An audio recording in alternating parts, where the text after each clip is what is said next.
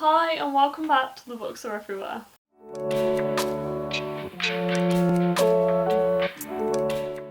So today we have a video that has been on my list of videos to do for a while, and that is books that have been on my TBR for a long time and I need to get to soon. Disclaimer, next door seem to be doing some kind of building work or hammering nails into walls, and we're attached to the house, so I do apologise for the noise. I can't control it and I want to film this video. I've also been at work all day and I'm a bit knackered, so apologise for my chaoticness of this video because it's gonna be chaotic. But anyway, this is a combination of books that have been on my shelves for a long time and books that have been on my Goodreads TBR for a long time, and some of them have been a combination of both. So I'm just gonna probably not go into too much detail about every single book, but I am going to tell you why, or where they came from, and why they might have been on my TBR or I haven't picked them up yet. So the first one in this pile, in no particular order, is This Is Where It Ends by Marieke Nijkamp. This is about a school shooting. I have a feeling that that person may be Alex, bought me this book for my birthday a couple of years ago, and I've just never gotten around to reading it and I don't really know why. This has also been on my Goodreads TBR for a long time. So as far as I know about this book is about a school shooting. There are some students, a couple of hundred students in an auditorium, in an assembly, and they finish that assembly and realise that the doors aren't opening to the auditorium and they can't get out, and then somebody starts shooting. So this is told over 54 minutes, I believe. Yeah, 54 harrowing minutes and 4 different perspectives. As it turns into the ultimate game of survival. This sounds like it's going to be a super quick read and maybe a good one to do for a readathon. It also seems to have like massive margins and quite big text, and has some like text in it, like text messages as well. Yeah, like this. So definitely a good one to do for a readathon at some point. I do want to pick this up. I don't know why I haven't picked it up. It's just one of those that I just haven't really got to yet. But I do really want to read this, so maybe I'll get to it at some point soon. So the next one is The Long Way to a Small Angry Planet by Becky Chambers. This is another one that somebody I think bought me for a gift from my birthday a couple of years ago because it was on my wish list. And there's the reason that I haven't got to most of these in this pile is because they're the first book in a series and I want to either buy the rest of the series before I read it or like be in a position to pick the next book up immediately if I decide that I want to pick it up. I do definitely have a problem with not starting first books in series because of this, and I need to like find a solution for it at some point. But this one, as far as I'm aware, is an LGBT it has romantic elements to it, but it is a sci-fi and it is set in space, and this is about a woman called Rosemary Harper who is on the Wayfarer, which is a spaceship, and everything is kind of rosy and peaceful, and she gets on with everyone on the ship, and then they are offered the opportunity of a lifetime to build a there is a name for it, hyperspace tunnel. So they're going to build a hyperspace tunnel, and when this starts, basically secrets start coming out, and I think this book might ramp up to like stuff that people are hiding, and we find out more about the people on the ship. I've heard really, really good things about Becky Chambers' work and her books, and I do really want to read this series. It's been on my radar for a long time. I just know that I might want to carry on with the series immediately, and that's kind of why I haven't got to this one yet. And the next one in this list is on here for the same reason, and that is Passengers by Alexandra Bracken. I haven't actually owned this book for too long. I think Alex sent this to me as a surprise gift in the lockdown last year because this author has the same name as her. That was purely the only reason. I thought she was recommending me this book and she'd read it herself, and she was like, no, I just thought she's got the same name as me, so I sent it to you, which was really cute. I think this actually still has the note. It does. It has the note. Just a little present because I love you. Also, the author has the same name as me, which I thought was so cute, so I've kept the note in there. I wonder if that has a date. It doesn't have a date in it, but this was definitely about a year ago. I've heard really good things about this duology, and this is basically a time travel book between present day and 1776, and the girl Etta is in both of those time periods as far as I'm aware.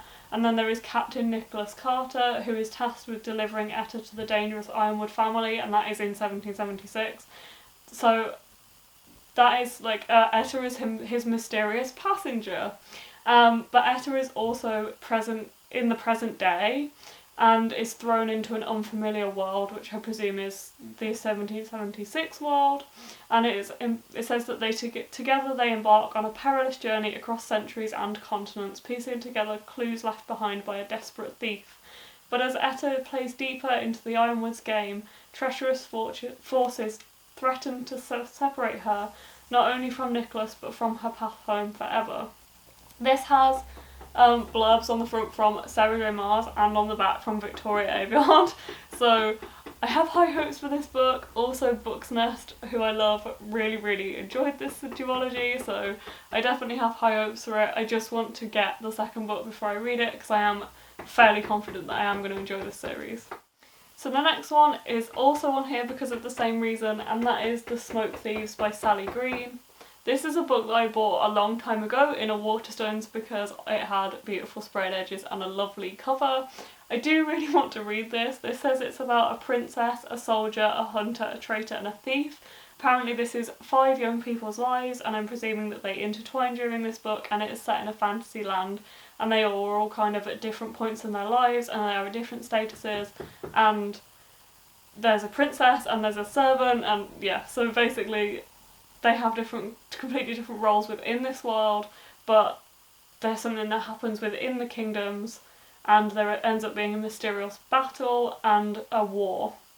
I do really want to read this series, it's just one that I'm not completely sure whether I will enjoy as much as I want to, and therefore I don't know whether to buy the second book or not, so I'll probably read this and then see if I want to buy the second book, but I do really want to get to this at some point. And the next one is on here for the same reason, and that is Alex and Eliza by Melissa de la Cruz. I picked this up a while ago, not realising that it was about Hamilton and just liking the sound of the synopsis. And then I think I realised what Hamilton actually, like Hamilton became this massive phenomenon, or became more aware of Hamilton, and realised that I've never seen Hamilton or listened to Hamilton or whatever, so I don't really understand much about the premise of this book other than the fact it is about the story that inspired the massive musical and stuff. So as far as I know, yeah, this is a romance and it's about Hamilton, and that is really all I know. So it's about Alexandra Hamilton and Eliza, but I don't know much more than that. There is an issue with this book that it has a second one. I don't really know how integral the second one is. So one of the reasons I haven't picked it up is because of not having the second one. The other reason is because I don't know whether to listen to or watch Hamilton before I go into it to get myself a little bit more background knowledge, but we will see. And then the next one on this list is Strange the Dreamer by Laini Taylor. This one I have had for a long time. A friend gave it to me because he really loved it and thought I would really enjoy it, but I've always hated this cover, and that is one of the reasons why I've never read it, because I just really don't like this edition. But as far as I'm aware, this is about a boy who is a dreamer and dreams of a mythical city. I might be wrong, it doesn't actually say that on the back. It just says that Laszlo Strange has been obsessed with the mythical lost city of Weep, but I have a feeling that he dreams about it, and because of the title I think I'm right in that. And as far as I know, this is about him exploring that city. I know I'm gonna love this, I really am confident that I'm gonna love this book, but I really don't like this edition. So one of the reasons I haven't picked it up is because of that. The other is because I didn't want to buy the matching edition of Muse of Nightmares because I didn't want to keep this. But all is being resolved because I recently bought myself the hardback, the UK hardback of this, which I found on eBay. It's quite rare, but I found one for not too much, and I believe that Blue is going to give me their copy of Muse of Nightmares, which I'm still very overwhelmed by, and then it will finally have the matching set and I can finally get around to reading this book. So the next one is, I think, the last one on this list that is on here because I haven't got the rest of the set, and that is These Broken Stars by Amy Kaufman. I'm not exactly sure how to pronounce her name. And I think Megan Spooner. I've had this book on my Goodreads TBR pretty much since I set up Goodreads, because I think this is quite old now. This is from 2013 and I've had Goodreads for about 5 or 6 years, so I think this was one of the first books I ever added to my Goodreads TBR, and then somebody bought this for me for my birthday, I think, a couple of years ago, and I really do want to get to this book. I just need to buy myself the rest of the series or be prepared to buy myself the rest of the series, because I definitely do want to get to it. I don't know much about this story other than the fact that it's set in space and it's a romance, and this is between two people called Lilac and Tava, and I think stuff happens that means that their world is kind of thrown into uncertainty and they don't really know what's going to happen, but they stay together through it, or they try and sit together through it. So this is a trilogy. It says this is the first in a sweeping science fiction trilogy, a timeless love story about hope and survival in the face of unthinkable odds. And I'm not going to say much more than that because there is a lot of text on the back of this book and I'm struggling to put it into words for you guys, but that is what I know about this. I just need to either read this and buy the next ones, or buy the next ones and then read it. But that's the last one that is on here because I don't have the full set. So the next one is Written in the Stars by Aisha Saeed. This is another one that I've wanted to read for literally years. This was another that was one of the first books I added to my Goodreads TBR because I also believe this is quite old. Now, let's see if it has a date in the front of it. Yeah, this is from 2015, so I'm going to say I've had this on my TBR since 2015, but I only bought this last year. I managed to find a copy of this. I'm not sure where I found it. I think it was Blackwell's, and I do really want to read it. I just haven't got to it yet. I think I didn't read it for a while because I thought it was a series, but it actually isn't. It's a standalone, and as far as I know, I think this might be a retelling, but I'm not exactly sure whether it is. Whether I just thought it was a retelling of 1,000 Arabian Nights, and I don't actually think it is anymore, but oh well. As far as I'm aware, so this one is about a girl who is being told to marry by her parents and is being told that she needs to marry a particular boy that they're going to pick, and she falls in love with somebody else. And that is, as far as I know, that's all that I know about it. And that she has to basically escape the person that her parents want her to marry to be with her true love. So I do want to get to this one soon. There is no reason why I won't get to this soon, but you know, who knows. The next one is More Than This by Patrick Ness. I went through a phase a while ago of reading a lot of Patrick Ness books, and I bought this book as part of that because I was really enjoying books by him. I'm saying this is years ago because I read his trilogy, the Chaos Walking trilogy, years and years ago, and that is when I bought this book, I'm fairly sure. But I will get to it at some point. My friend had this for 2 years and that is why I haven't read it, partly, but I don't want to blame that because also I could have read it at any point before or after them. I'm not actually sure what this book is about, but it says on the back of it, a boy drowns, desperate and alone. In his final moments, he dies. Then he wakes, naked and bruised and thirsty but alive. How can this be, and what is this strange, deserted place? As he struggles to understand what is happening, the boy dares to hope. Might this not be the end? Might there be more to this life, or perhaps this afterlife? And the funniest thing about this is that it just says on the front, "Just Read It" by John Green. And that is appropriate. I think one of the reasons I haven't read this is because I'm a bit hit and miss with Patrick Ness books, as I've found over the years, and I really want to like it and I'm a bit hesitant. And also I've always found it quite daunting. Even though it's a standalone, it's quite thick and the text is quite small. So I don't know why, I've just found it quite daunting for a while, so I think that's partly why I haven't picked it up. But I will pick it up at some point. So the last book on this list is the one that has definitely been on my TBR for the longest time out of all of these books. I'm going to actually find it. This was published in 2010. And this is The Maze Runner by James Dashner.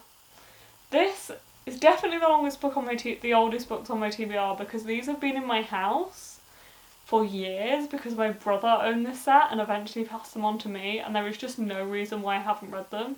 I think he read them and did enjoy them and then passed them on to me eventually. These are so yellow and so damaged. Yeah, this has probably been on our shelf since the box set was published, and I'm not sure, but I'm going to say if this was 2010, it was probably only a couple years after. This is probably coming up to 10 years on my TBR, kind of. I don't know how long I've owned these books for, but it's probably only been like 4 or 5 years maybe, or less than that. but it's still been a while. So if you, for some reason, don't know what The Maze Runner is about, it is about a guy called Thomas who only remembers his first name because he lives in an encampment which is in the middle of a maze, and they call this place the Glade. The Gladers don't know why they're there, they've only been given their first names, and then a girl arrives. I thought I remembered because I have watched the first 2 films, I think, and I thought that there was only boys in this camp, so there is arrival of a girl with a message and they must find a way out or die. So I do know partly what happens because I have watched the movie and I have watched the Scott Trials movie. I don't think I've watched any, well, The Kill Order, so, which I think is the last one. The Death Cure, The Kill Order is the prequel. I haven't watched The Death Cure. But yeah, I do really want to get to these at some point and then maybe unhaul them because problematic, and also I don't know whether I'm going to enjoy them that much. But, you know, I will read these at some point. In fact, I'm determined to read these this year, so let's put that out there. I'm going to read these this year. That brings me to the end of this absolutely chaotic video of me explaining the books that have been on my TBR for literally years and why I haven't read them yet. Basically making excuses for why I haven't read them yet. But I promise, get to them at some point, hopefully this year. I'm definitely going to try and make myself get to some of these books this year, finally. I've also recently reorganised my Goodreads last night in 2 sections, so it has standalones, unfinished series and completed series that are on my TBR. The unfinished series is unfinished as in they're not published yet, or I haven't bought them yet. So I will be able to more clearly see which ones I need to buy or wait for the rest of the books to come out in the series. So that is cool. But yeah, thank you so much for watching this chaotic video where I probably haven't been that great at explaining what these books are about, but I hope you enjoyed finding out which books have been on my TBR for longest. If you did, please give this video a like, comment down below with the books that you've had on your TBR for the longest time and explain why. Because I've enjoyed coming up with excuses to why these have been on my shelves for so long. Maybe I'll make a video about when I finally read some of these books. Who knows? Anyway, subscribe to the channel if you want to maybe see that video in the future and more videos like this, and I'll see you next time. Bye!